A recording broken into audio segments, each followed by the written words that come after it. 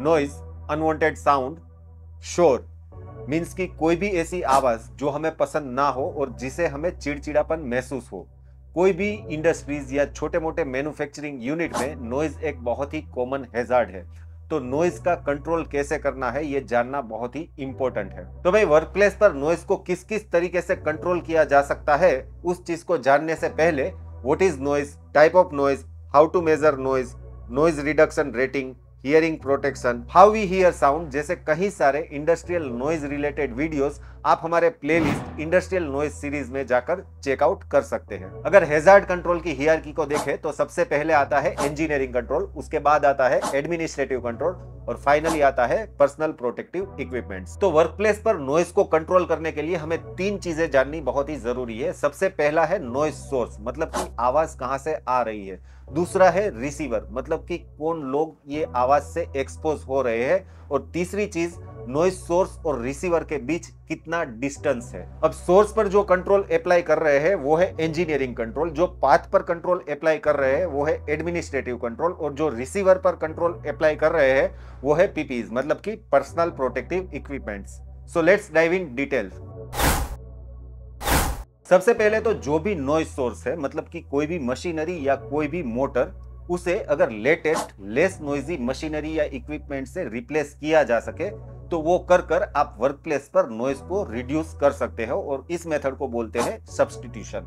अगर substitution method possible नहीं है तो नॉइज सोर्स के आसपास आप एक फिजिकल एनक्लोजर कंस्ट्रक्ट कर सकते हो जो मशीनरी के नॉइज को एब्जॉर्ब कर लेगा और वर्कप्लेस पर नॉइज कम करेगा। इसके अलावा आप नॉइज सोर्स के आसपास साउंड एब्जॉर्बिंग स्क्रीन या फिर कर्टेन भी यूज कर सकते हो जो वर्कप्लेस पर नॉइज ट्रांसमिशन को रिड्यूस करे। इसके साथ साथ आप वर्कप्लेस की दीवारों और छत पर साउंड एब्जॉर्बिंग मटेरियल जैसे कि एकोस्टिक पैनल और एकोस्टिक टाइल्स का भी यूज कर सकते हो जो साउंड को एब्जॉर्ब कर लेगी और रिफ्लेक्ट नहीं होने देगी और वर्कप्लेस पर नॉइज बहुत ही कम हो जाएगा।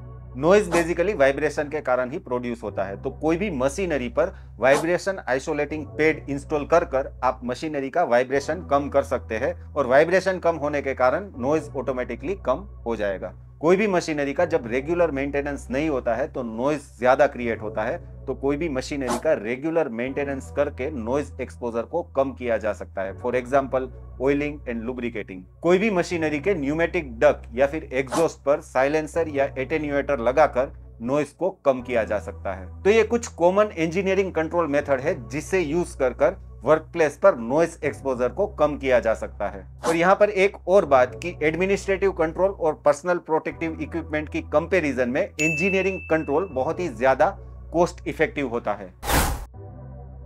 एक बात तो बहुत ही क्लियर है कि जितना रिसीवर सोर्स से नजदीक है उतना नॉइज एक्सपोजर ज्यादा होगा और उससे उल्टा जितना रिसीवर सोर्स से दूर है उतना नॉइज एक्सपोजर कम होगा।